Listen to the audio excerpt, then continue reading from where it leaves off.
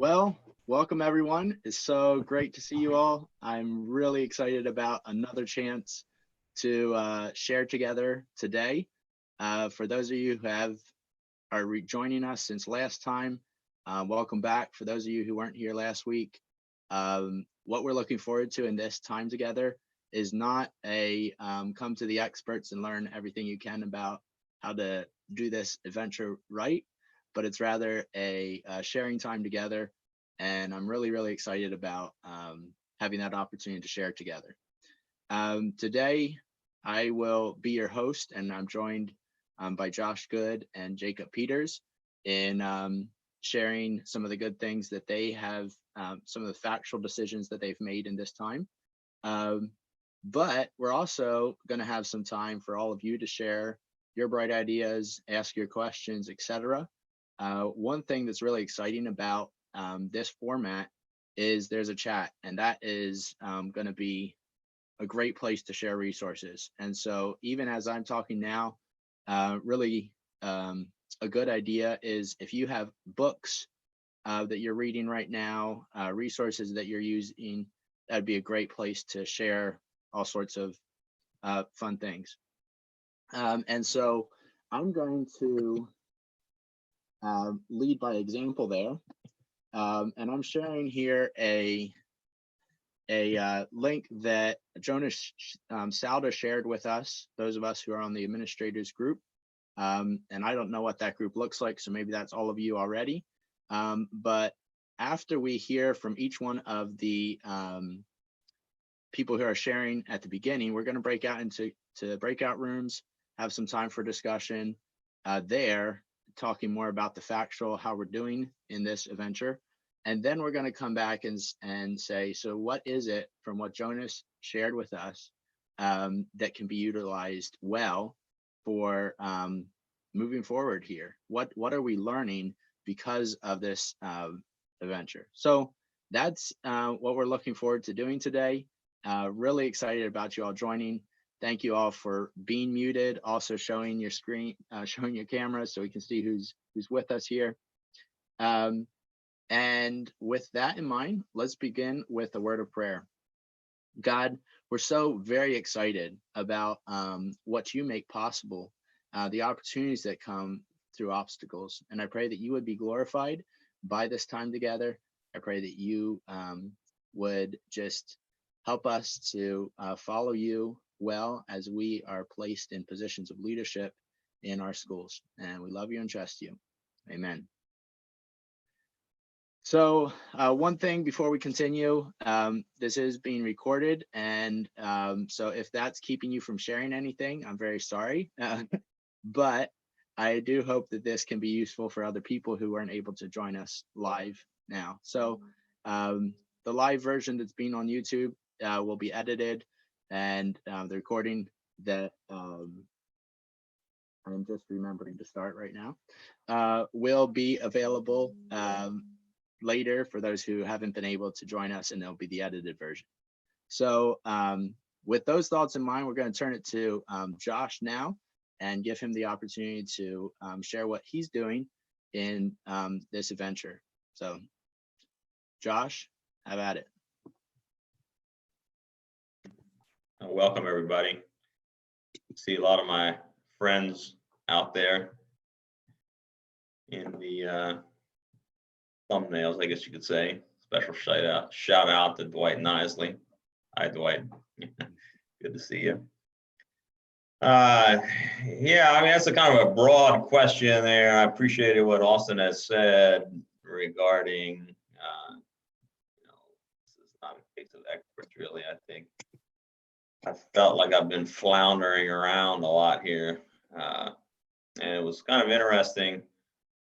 This year seems like we faced some challenges, I guess you could say, that were significant in the first three quarters. And entering the fourth quarter, I had thought to myself, I'm looking forward to a nice, calm, relaxing fourth quarter where we end the year and move on to next year. And about that time, literally a day or two after that, kind of all of this broke. Other thoughts kind of on my mind, just a few kind of larger picture things. Also, you can just tell me when to stop talking, or I don't see a timer on here. You didn't tell me how many minutes I have. Did you want to tell me that, Austin? Yeah, 5 to 10. Okay. If you're rambling too much, I'll stop you. Okay, thank you. I think, for me, it's been somewhat affirming to know that, what we're trying to do here in these COVID closures is something that the entire sector of education, certainly bigger than just the Anabaptist schools or Christian schools, but really the entire sector is kind of grappling with, what does this mean? And how can we kind of move school forward as schools, in a way that minimizes the cost to learning.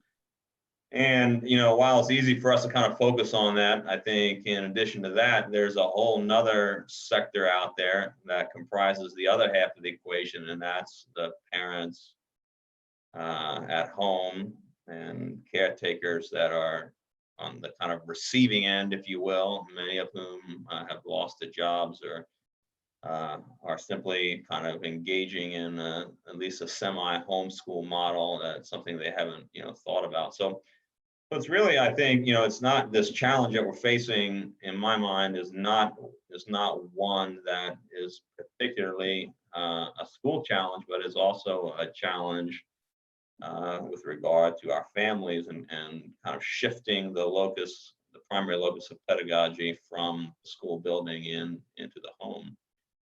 So it's kind of a grand experiment, I think, as we work together. I think, the possible wins are perhaps new and more effective ways of partnering with our parents.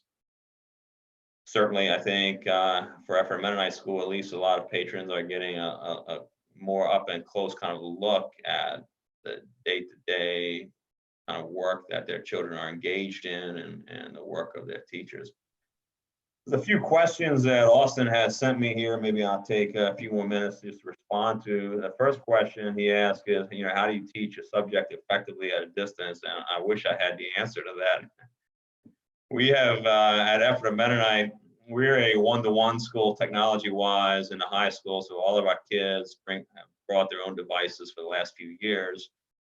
So we have kind of just moved that operation into their homes. The vast majority, probably 98% of our high schoolers have high-speed internet access in their homes.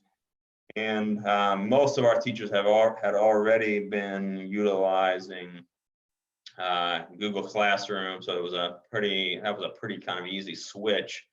A number of our teachers had used video recording software already for various kind of homework helps, or some of our teachers had used a flipped classroom model. So basically what we did is we just, in the secondary school, grade 7 and 8, we have a lot of computers here at school, some of which we signed out to families if they didn't have kind of enough at home. And the 7th and 8th graders also are largely using a Google Classroom kind of format. So there's same as no physical papers being passed back and forth, grades 7 through 12. That's virtually all digital. And we pretty much went with the let a thousand flowers bloom kind of principle. Most of our classes do some synchronous meetings and some asynchronous. Zoom is kind of the primary tool, though there's other tools that are used as well, but because of some of the specific functions that Zoom has, it seems to be working the best. I myself teach a class. I record kind of every class we've conducted, much like this one is being conducted. And then for a few students who are working or their parents have bulk food stores or something that's really busy this time of year, I send them the links, and of course they have Google Classroom and they're able to kind of catch it on their own time. In the elementary school, we have used a kind of take your books home. Some of the parents come and pick up papers. Many of them, the vast majority, probably 85% of the parents print out student papers. Our teachers scan them in, send them out. We developed a Google website in addition to our regular school website, and we update it twice a week with the assignments and the lessons for all the kids. the parents log on to that website and download and print the assignments and use the lessons. And then we're fortunate our parents have been very effective at using the smartphones. They take pictures of the work and send it back to the teachers. So out of 141 families, I think we have about 14 maybe families that actually come in on a weekly basis to drop off and pick up things, but all the rest of them, it's digital. They take pictures, they send it, the aides kind of collect it, grade it, and so on and so forth. So there's very little actually teachers have been in the school during this season here that we're in.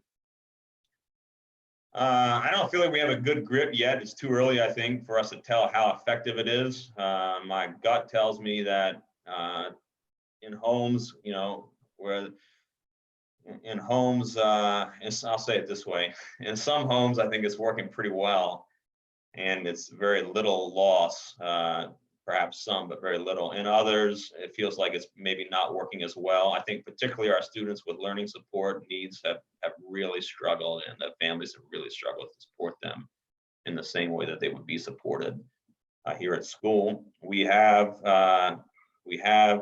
before the stay-at-home order, we had teachers actually going to those specific students' homes to provide one-to-one tutoring where we could, though we have since stopped that due to the latest order. Zoom, I think, works passably well. It's not the same as in the classroom, so I feel like we're still moving the ball forward on learning. However, it's kind of come with a cost. Feel free to stop me also when you want. If not, I'm going to just tackle a few of the other questions you sent me. Basically, I read Gerald's email from Faith Builders there about the feeling like it isn't quite sustainable for a full calendar year, and that really registered with me. And so we started knocking off days like at the end of the year and field trips and work backwards. We're closing May the 8th. So May the 8th is our last kind of instructional day. So we closed about 10 days early, and about at least 6 of those were questionable. We didn't have any snow days. We also got our program started very quickly. We lost a day or two going to closures, but then we were up and running. So we're closing May 8th. Everything's canceled. Graduation is canceled. The seniors are hoping to plan graduation in July. We're currently trying to work on a date for that. The grading thing, we are grading. However, we canceled end of term finals. We use a block methodology here for our secondary school. So we have semester-based courses, 80 minutes. And they had a one-rounder of assessments at the end of the third quarter. Usually we would give summative assessments at the end of the fourth quarter, along with our kids taking the PSAT, SAT for achievement tests, what we use for achievement tests. They were all canceled by College Board, and we canceled our kind of traditional exams in favor of teachers giving students what I like to call as extended meaningful student work, and then just simply grading that as it comes in, and we will give them, a numerical grade, just like we always do. But we're not going to try to pull. And to me, it's too steep an ask to try to give a at-home final or assessment that's supposedly a closed book. That's just too tall an ask, I think, for kids. So that's a little bit where we are. I think the jury's out on how effective the learning is. And, if we do this again at some point in the fall, we'll probably do something similar with a few adjustments. We may move more to a completely synchronous model. I think that's probably what I would be in favor of. I feel like the synchronous, in my experience, where it works synchronously with my classes, it works better than the kids that are trying to do it on their own in the evenings because they're working. All right, thanks for sharing. And we're going to turn to Jacob soon, but I would like you to keep thinking about something that's really exciting to you about this process. What's an opportunity that's being made possible? We'll hear from you later about that. Thank you for sharing, Jacob.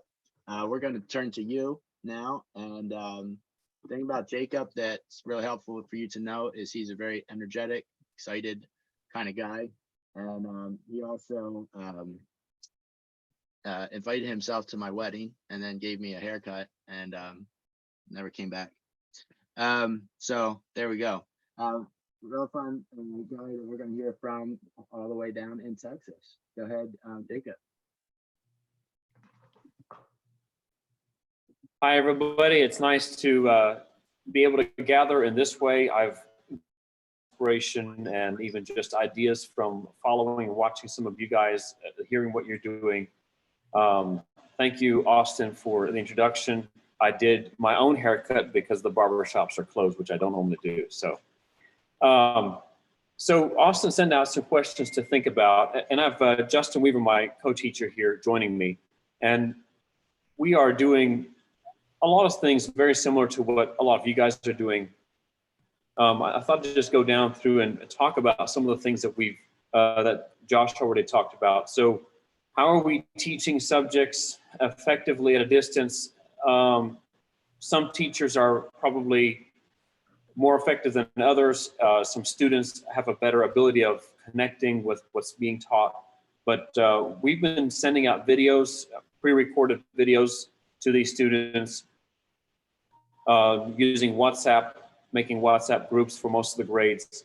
And just a few Zoom classes. We haven't really dove into the whole Zoom class a whole lot, partly because of just restriction on how many devices homes have available and trying not to overlog those devices.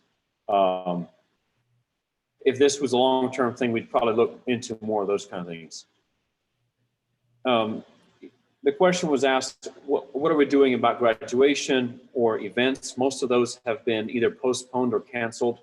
We're still hoping to have some type of a graduation at the end of this social distancing. We're not really sure when that's going to happen, but we're postponing that. Our program that we usually have at the year end is canceled.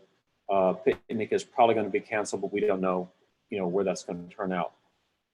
One question that was asked is, how do we sustain momentum for students and staff? And last time, Austin shared about some different things that they've done that kind of give the teachers inspiration and how they do some sharing.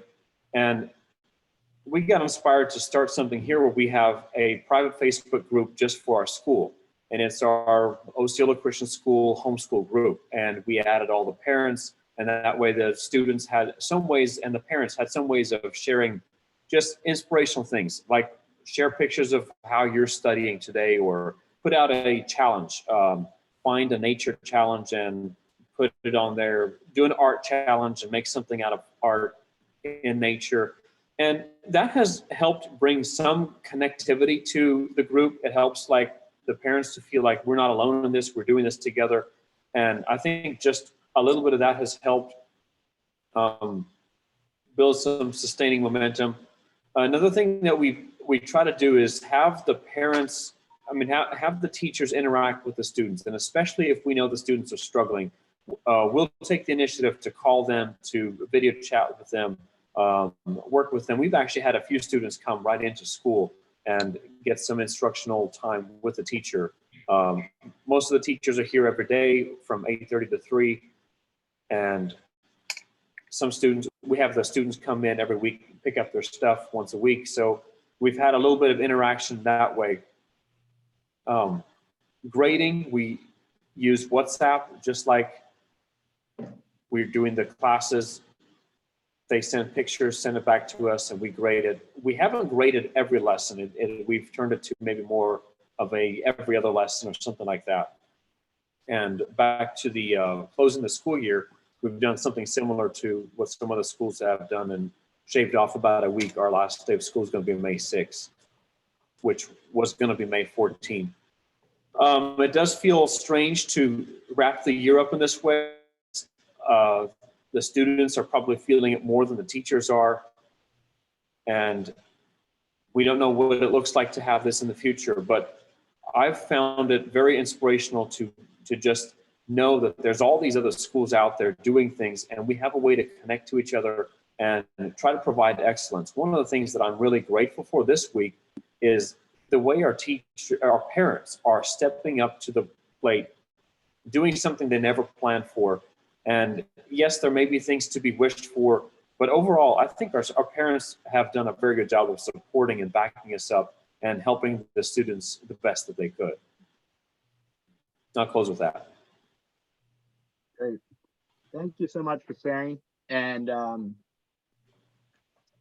going to just share briefly. I already shared last week, and so I don't want to take too much time. But I did update our plan from inspired actually by our last talk. And one thing that was really inspirational to me from Anna Zaire, who was sharing, was to start with the essentials and then um, add, add the enrichments later. And so that's been really inspirational to us. So I'm sharing here the link to the that's the link I just shared previously. My bad. I will get the link soon that I was supposed to be sharing. Lucas, you want to send that out for me since I can't find it again? So the link that is going to be shared shortly here is the link to our updated plan during COVID. And we took the liberty when we first created our Act 64 plan, which is new for Pennsylvania. The two things that they required of us was to know attendance and completing the assignments. And when Pennsylvania closed the schools for the year, we decided that we would no longer need to take care of attendance.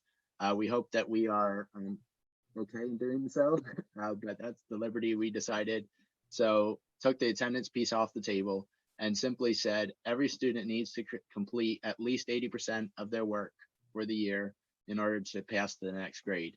And so we're going to help students succeed as long as they want to keep working. We're going to be providing enrichments till the end of the year, but we're going to make sure that those who need to pass on to the next grade, we're going to work to help them succeed at 80%. And we've made that clear from the beginning of the shutdown. So we simply said, if you want your students to succeed and pass to the next grade, this is the requirement that we're having. And therefore we simply said, if you aren't willing to put in that time, you have fair warning. And so we have about 75% of our students who are working really hard, 10% who are working somewhat, and then the others who just aren't. And we decided that was we're going to be a service to those who want the service. And we decided not to beat ourselves up too bad if that's not a possibility. We had one of the families who was not working very diligently. We finally got in contact with them, and they said their great grandmother has just died from COVID.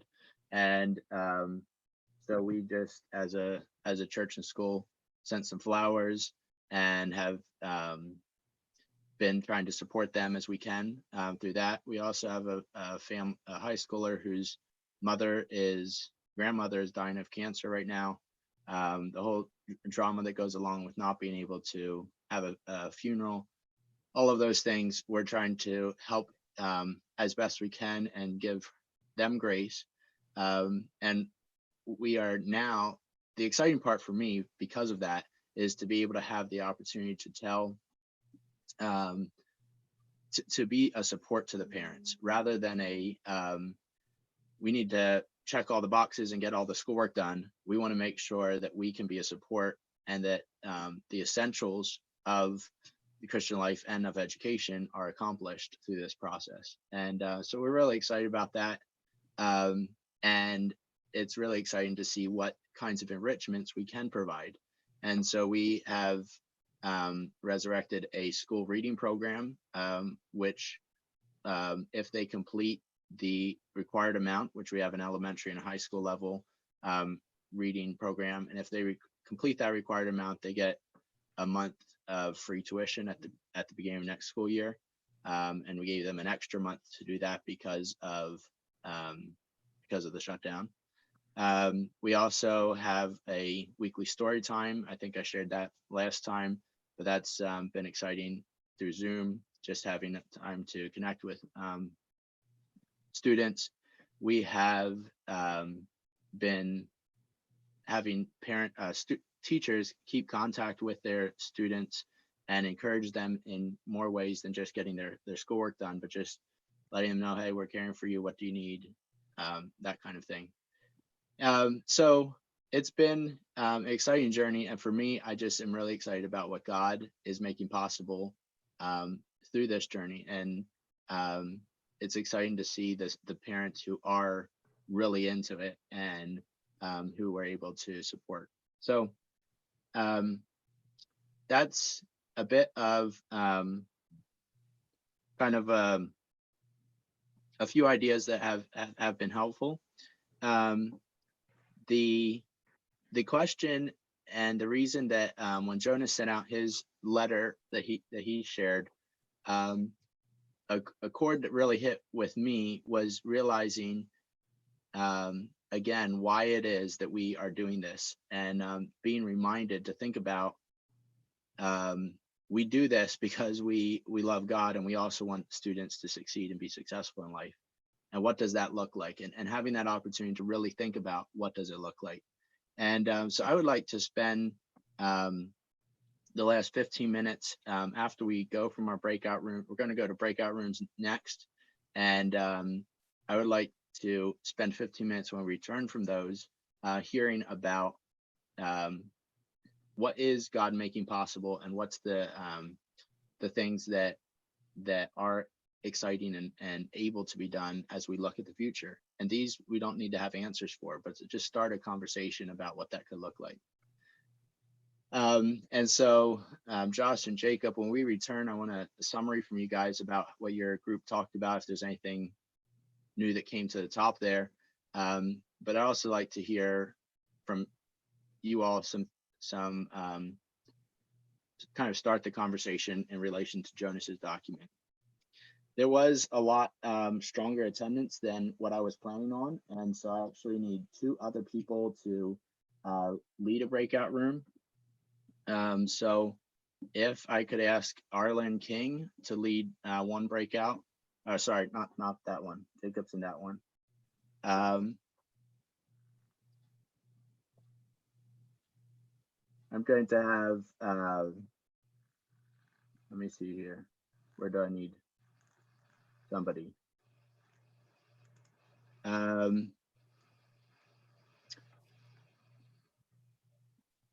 Jason Peachy, if you can lead the group that you're going to be in, and also Arlen Horst, if you can lead that group. Just simply give a time to go around your group. It's about going to be 5 to 6 people in your group, and just hear from them any ideas that are exciting, questions they might have, and then we'll come back about 2:45 and hear the summaries of those groups. Anyone have any questions before we go into breakout rooms?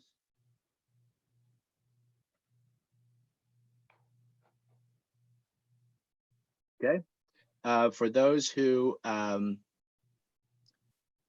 familiar with this, as soon as this happens, it's going to have a window to click on to join your room, and then it'll give you a 1-minute warning to come back into your room when the rooms are closed. So we'll see you back in about 15 minutes, and thank you for joining.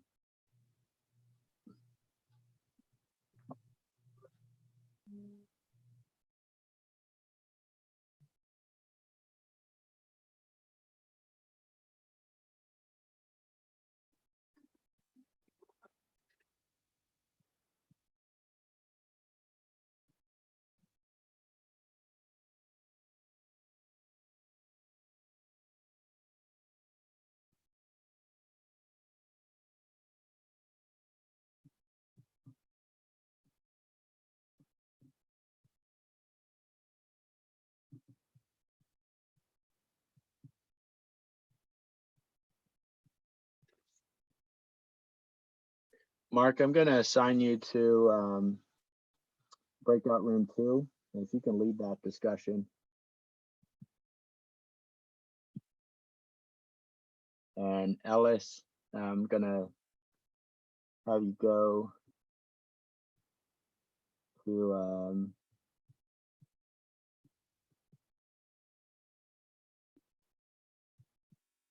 breakout room 5.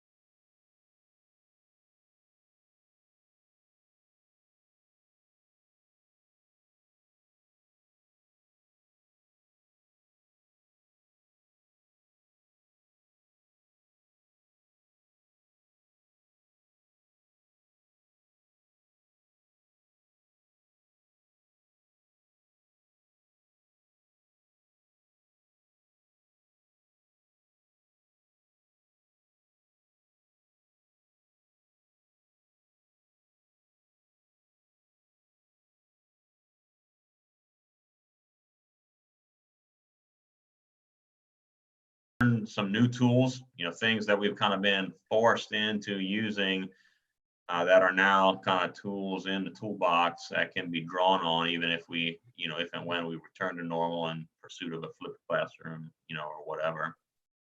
I have a lot of thoughts about Jonas's article. Really registered with me. Who knows? I don't see the future, but it got my mind kind of going. But I'm not sure, quite have time to develop that.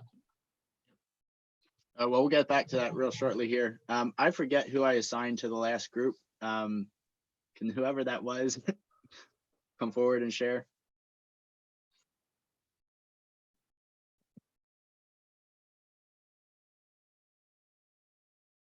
Was there Try another again group? with the mic on here. Our group, we tried to highlight some good things, and it's maybe a little challenging to find good things in this situation, but good conversations between teacher and student were mentioned, phone conversations or video meetings, having people examine the eternal values, students taking ownership of projects and taking initiative to learn. I've seen an uptick in that, and I think others maybe confirm that. We also thought a little bit about, I think it was already mentioned here, but bringing closure to the school year and how we might do that. I don't know that we have any definite answers for that, but definitely that it was a good idea to have a summer picnic or some kind of, let's try to do grad postponed or something to wrap up this year in a good way and not just let it peter out. So those were a couple things we talked about. Thank you, Jason and Arlen, for leading without warning there. And the summary from our group was the question of how does the WhatsApp texting scoring thing work? Is anyone being successful with that? Because we weren't, it is a lot of work and it's just kind of difficult to get done. So just wondering if anybody has input on that question. Is anybody having some good success using texting or WhatsApp or that kind of messaging to grade student work? So if anybody has an answer to that question, we'd love to hear it. The other question that we had for the group or from the group was the what Josh brought up about the synchronous learning being better, or I don't forget how you worded that. It feels like asynchronous learning is what's working for those of us that were in our group. And I guess I would like to hear some clarification, Josh, on whether that was better for you or better for the students.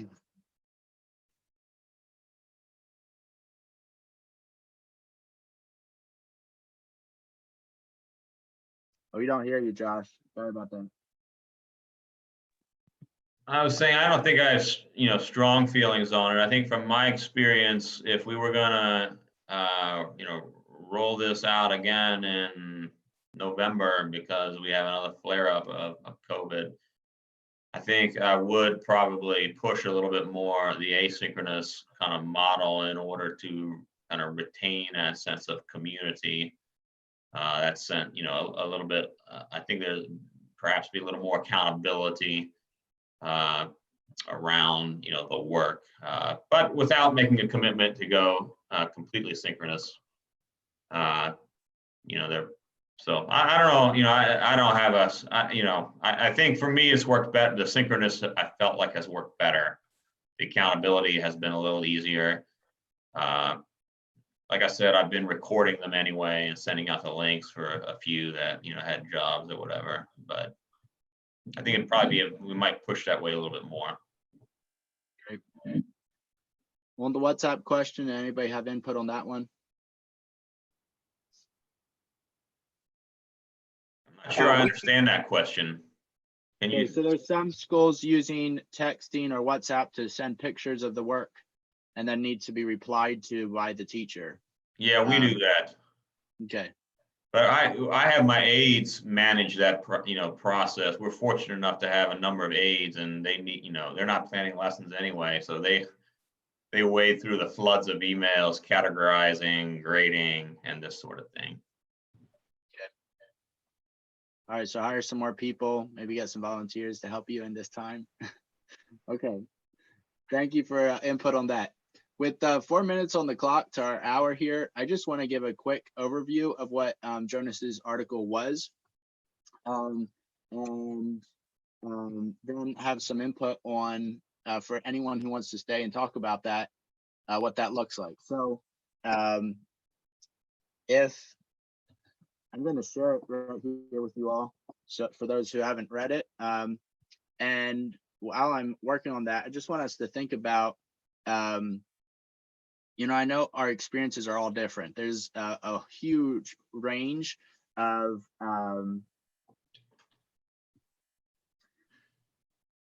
there's a huge range of different possibilities here and what it looks like, both in school size, whether you have aides or not, whether you're using technology or paper, just a whole bunch of different things. And I think for me personally, being 9 years in the educational field for Anabaptist schools is a long time. And I think that's kind of a shame that that's a long time for us. And I'm really excited to know that Jonas has been at this for so long. He's watched the Christian school movement grow, the Anabaptist Christian school movement grow as well. And hearing his voice on this really does matter. Talking with him about how that he said he's watching some of these discussions and he's still thinking about what that looks like and wants to share at some point in more writing. But one of the things that he asked for in this, let me pause that again.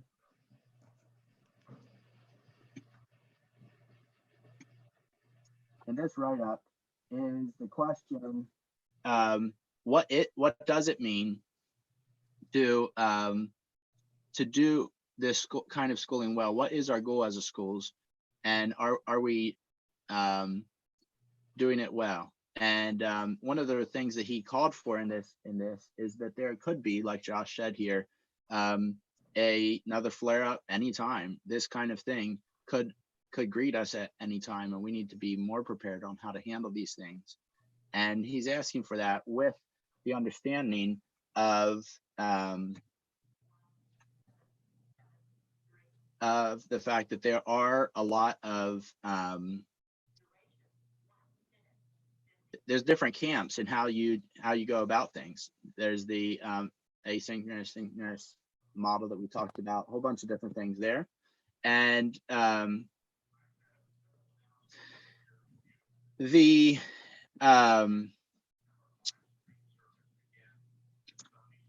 just hearing that I'm not being heard, so I will try to talk a little bit better here.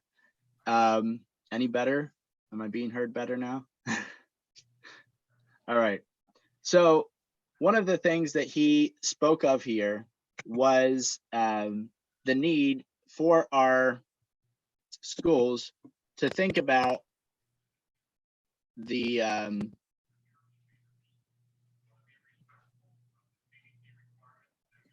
where was it? There was somebody somewhere in here listed.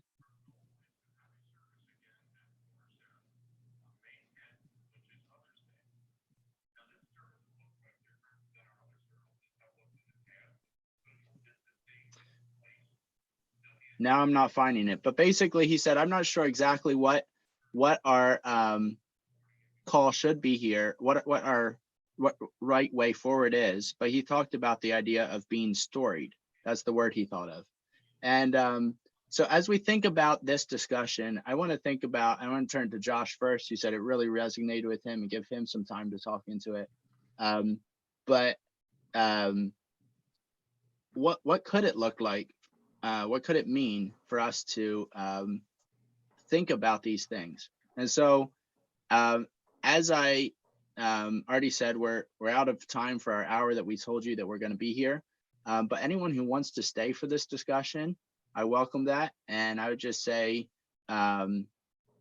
it's been good once again to hear these kinds of things. If there's anything that you wanted to share that you didn't have the chance to share yet, resources, books to read, etc., just put them there on the chat for everyone before you leave. And we'll go with we'll just continue this discussion for a bit longer here. So go ahead, Josh, and speak to us about what you took away from this article. Yeah, yeah, I can do that. I'll tell you, I have to go here. I got another scheduling thing, but I have a minute or two. I think the reason it resonated with me is, I think, I'm suspicious that he might be right. I hope that life goes back to normal. And yet there's a piece of me that wonders, what's going to happen next fall or, next winter. And time will tell. But, there's even a larger question. We've employed this kind of model of schooling, and Jonas talks about it for the last 50, 60 years here in the Christian school world. And I hear him kind of opening up some questions, is there a way to kind of, come up with a schooling at home model that, that works well? And, what might that look like? And so to me, I'm always drawn to the people that are thinking outside of the box and are looking to shift paradigm, as it were. So, it really kind of got my wheels turning. If we do this again, what does it look like? How could it work? What does a community aligned like that look like? What are there capital implications with regard to, how much building space is needed? So a lot of those, I don't really have a clear picture. It's just kind of got my wheels turning as he, sent that out and, asking the questions that he's asking and kind of laying out the vision. In our small group, Dwight had mentioned that his wife, as a homeschool mother, feels like in some ways the school at home option maybe is is even harder than homeschooling and couldn't work because it's kind of like you're implementing someone else's plans, right? It's like the teacher sends you the learning plans and then the parent tries to implement it. So, I'm sure there's challenges like that to it, but just really got my wheels spinning as to what, someone that's a community that's willing to think outside the box. What could this look like? And, could we create another paradigm that is really kind of efficient, cost effective, breeds that tighter partnership with the community and works well, for student learning. All right. Thank you for joining us for this long. You're free to go. Thank you so much. Is there anybody else who's got to go that wants to speak their 2 cents into this topic? Just kind of open the floor here. If there's a bunch of people, if you want to just raise your hand virtually there, I can go down through the list. But Arlen, looks like you are going to go.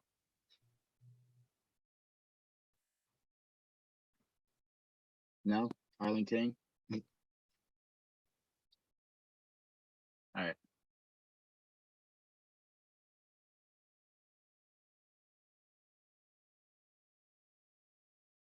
Nobody's ready to jump at it. Jacob, I just wanted to hear if you have any last closing thoughts before we go. I really don't have much to add. I appreciate some of the things that are being I find it fascinating and interesting to listen to older men like Jonas and men in my community hear that speak similar things. I tell people, well, I'm a young person, and neither am I much of a, I don't speculate as much as some people do. So I kind of listen a lot more when it comes to these kind of things. So some of you guys who are better at predicting things, you ought to speak up rather than me. Mm-hmm. Yep. All right. Thank you for that. Anybody else have something that they're thinking about? I think as school leaders, we kind of have 3 years ago or so at the administrators conference, we had a discussion about the managing leaders versus the visionary leaders. And we realized that there are some people who just really love the idea of thinking outside the box and some who really don't. So I'm experiencing that in my leadership team between my principal and I, and we have, I'm the visionary guy here. When I took over from my dad, I thought I was the manager and he was the visionary, and I found out it's still here. So anybody else who's had time to read over it, if you just seen it now, maybe didn't have much time to respond, but anybody who's had time to read over it and has been thinking and has any thoughts that would be helpful for the group. Well, I read it, and I'm thinking about the possibilities here. And even before this, I had been thinking about this thing called hybrid homeschooling, which seems to be gaining traction in America. I just did a Google search a while back, and there's a Forbes magazine article about it, with the idea that students are at school like 2 to 3 days a week, and they're at home the other days. And the cost for parents is about half of normal tuition. And there's people that really like it. And so I've been wondering if that's a model that we should be thinking about here, even before this crisis came. So it's something I want to look at some more and be interested in hashing with some people sometime. Great. Thank you for sharing. I wish Arlen Isley was on here, because it feels like they had a successful thing going, just kind of where they pair the homeschoolers well with the regular school. But he's not here, I don't think. So Dwight, you want to talk to us about, you shared in your small group already a little bit about what it's like to be a school leader and a homeschool father, or however that works. Yeah, I would be glad to give a few words there. But maybe before that, just philosophically, I think maybe it is God's grace to sometimes shake us to a level where we can't really retreat into the old box very quickly or easily. I think in a lot of ways, maybe education has kind of developed into an almost unexaminable box. And I think in some ways that's not the healthiest structure or model. And so I think this is a really useful time for us to give pause and fresh examination to other possibilities.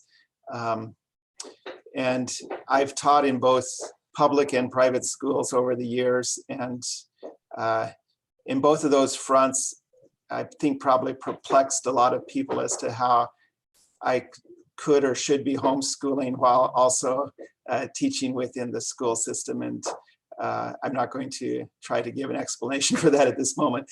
But yeah, in some ways, I'm kind of being a dual principal right now in the same building we have 3 of our biological children here. And then we also have 2 children from our school who are with us during this season. And so my wife is trying to do both platforms simultaneously.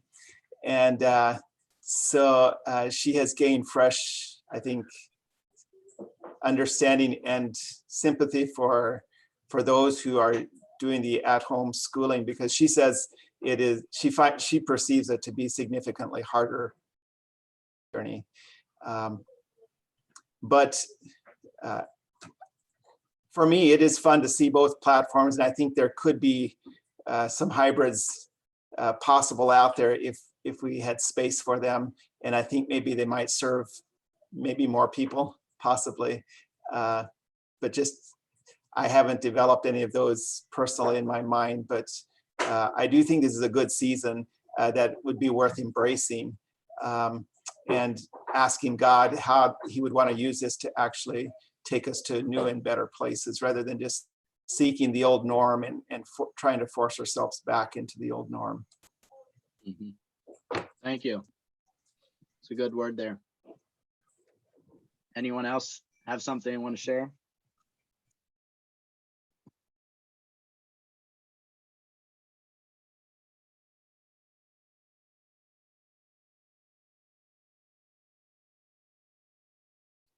I'm seeing no one jumping for joy. Everyone else wants to just hear the thought. Craig, go ahead. Just a question. I'm thinking about the digital learning, yeah, we're forced into this mold now, and I have not read Jonas's article other than a brief survey in the last couple minutes. I'm wondering how the reality that we're facing now with some of what he's talking about and what was discussed here, and schooling at home and digitally, meshes with the traditional, with the high value that Anabaptists have placed on face-to-face teaching and face-to-face interactions and community. And I hear some people talking about online ways that they're trying to maintain that, but I'm wondering how moving forward with some of these things would affect that. Mm-hmm. Anybody have a response for Craig? I'd like to speak to that a little bit. I think so. I'm not included in some of these discussions. Usually, I'm not a teacher. I'm the chairman of the school board for Shaperstown Mennonite High School, and have been involved there since it began 5 years ago. But I work in the IT field. So information technology, computers, networking, software. So when this thing came along, it was very easy for me to push our staff into certain tools. Like, here's something we've been using in the IT field for years. Go use it. And so that's a comfortable space for me to be in. Where I struggle with it a lot is businesses, big businesses that have been promoting work from home for years are struggling with that cohesion that face in-person value brings. So I think there's a lot to be said for that. A lot of companies pay big money to have conferences where they bring all of their staff to retreat for a weekend or a week or something like that to try to rally the troops and to do those things. You wouldn't have to do that if you had everybody working from the same facility at the same time. So there's pros and cons to that. But from a technological standpoint, what Jonas is talking about, this hybrid thing, it's doable, it's possible. We have the technology to do it. Even in just, I heard people talking about, well, how are you handling the WhatsApp grading and texting and things like that. And I don't know exactly how Google Classrooms works as far as those of you who are using it. I operate a lot in the Microsoft Office 365 space with Teams and Teams for Education. Their forms, you can create forms that are graded for you. You build a form, you put the answers in, and they actually, when they're returned, when they're turned in, you get a grade. It's right there. It's part of the whole system. So for those of you that haven't, I guess my encouragement would be for you to get your administration to start looking at those tools and employing the proper tools if you haven't already for those things. WhatsApp is not designed for distance learning. Texting is not designed for distance learning. Even email is not designed for distance learning. It's worked. We've put it to work. We've made it work. We've done all these things. My kindergartner enjoys getting his recorded story time from his teacher. So those things all work, and that's a WhatsApp thing. But for real learning, for a long-term thing, it seems like both stress for teachers, proper organization within a unit, bringing things that are manageable and bringing them together. You need to find a platform that works, is somewhat integrated, and can both be a distribution point of things and a collection point of homework and things like that. So I don't know if that helps anyone's, but that's just been my observation. As far as the letter that Jonas wrote, and I agree with what everyone said. For someone with his experience, it's hard to dispute some of that. And I think things will look a lot different, and can look a lot different. I think we can take a step back and learn a lot from it. I've been sensing from our school community, both in the elementary school that my students go to and the high school that I'm on the board with, and have been getting direct feedback from some patrons. I think there's going to be a fair amount of pushback, and I don't know how you deal with that. But I think from people who are looking for that traditional learning, that's what they want for their students. I think there will be a fair amount of pushback to return things to normal as fast as possible. Now, does that mean that what Jonas said doesn't have any value? No, I think it has a lot of value. I think it's things we need to look at, and we're starting to look at some things like that. The question was asked, do we have any more snow days with after an experience like this?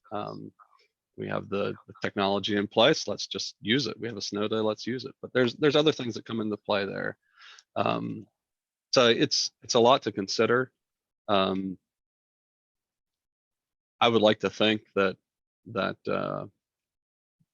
we can find a balance and a happy medium. And I like what Dwight shared as far as God using these things to shake us up, and then those boxes aren't as easily to retreat into. And that's a good thought. We need to be aware of what's going on and the direction that God's leading us in. So. Thank you so much for sharing that. That's really awesome things. And whenever you get a platform ready for the whole school group, just put it on the email group and send us the bill. No. Yeah, I don't get paid enough for that. I'm sorry. Okay. All right. I think that this is a discussion that could go on for a long time, and I don't mean to. I don't think we all have to spend the rest of our afternoon doing it, but I don't want to shut it down if there's somebody else wanting to speak to this.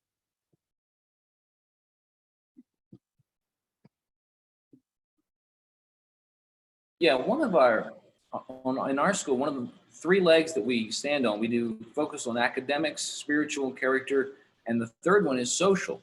And I'm really struggling to know how to teach and build social interactions when students aren't together, when they're not here. And looking at a model moving forward, what does that look like? How can we teach social skills? That's honestly, that's the weaknesses of homeschooling that we've seen over the last decades, is the weaknesses in social skills that we see from those students. Any responses, any suggestions on that?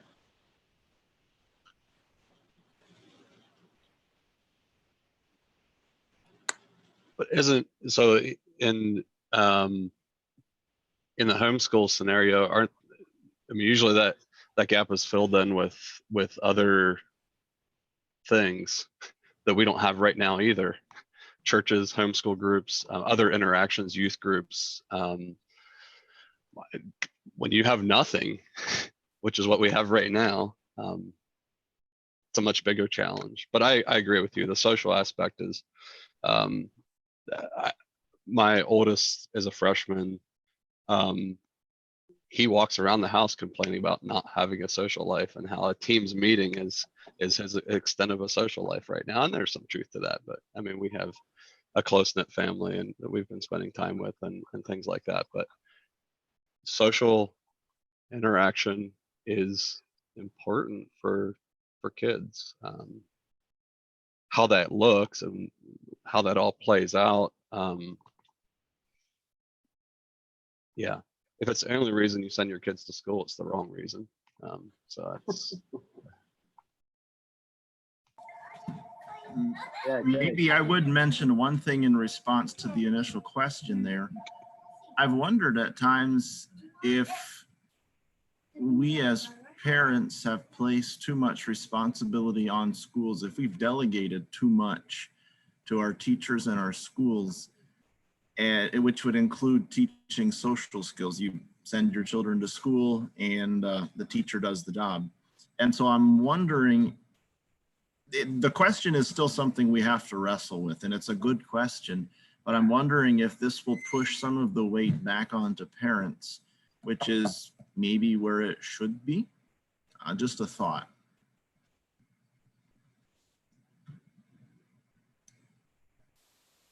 Anybody want to respond to that?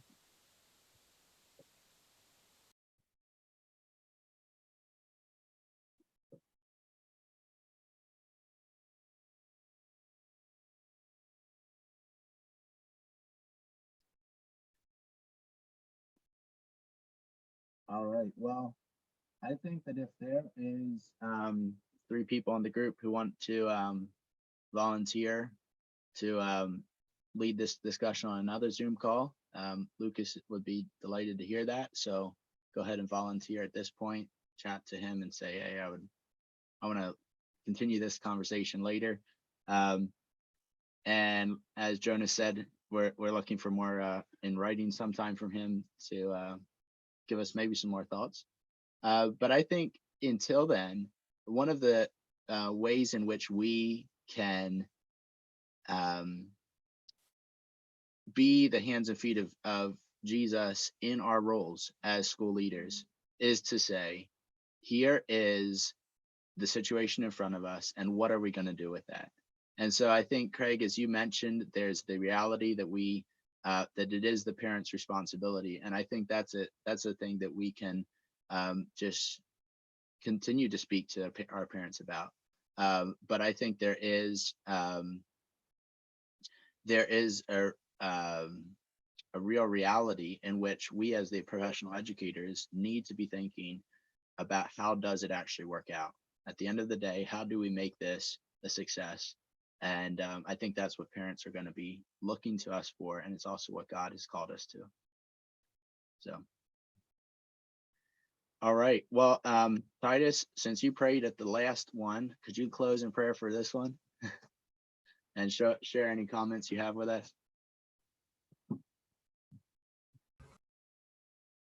This has been good. And I haven't said anything about Jonas's article too, but I raised the same sentiment. I'm like a bit in disbelief, that this kind of thing can happen. And yet I really respect him and look at him as almost like a modern day prophet. And I don't shrug his thoughts off lightly. And so it's really caused me to think. So, yeah. Okay, let's pray. God, I thank you for this time together as a group of people that are interested in your kingdom, especially as it relates to our students and to the families that we serve. I just pray a special blessing on each one as we wrap up this school year. It's very different, and sometimes we don't know which way to turn. We thank you for the wisdom that you've showed us in the past weeks, and we're assured that will continue, and ask God's grace on everyone. Just thank you for your wisdom and all you do for us. In Jesus' name, amen. Amen. Thank you all for joining. Keep being creative. Keep serving God in the way that he's called you to. Until next time, God bless.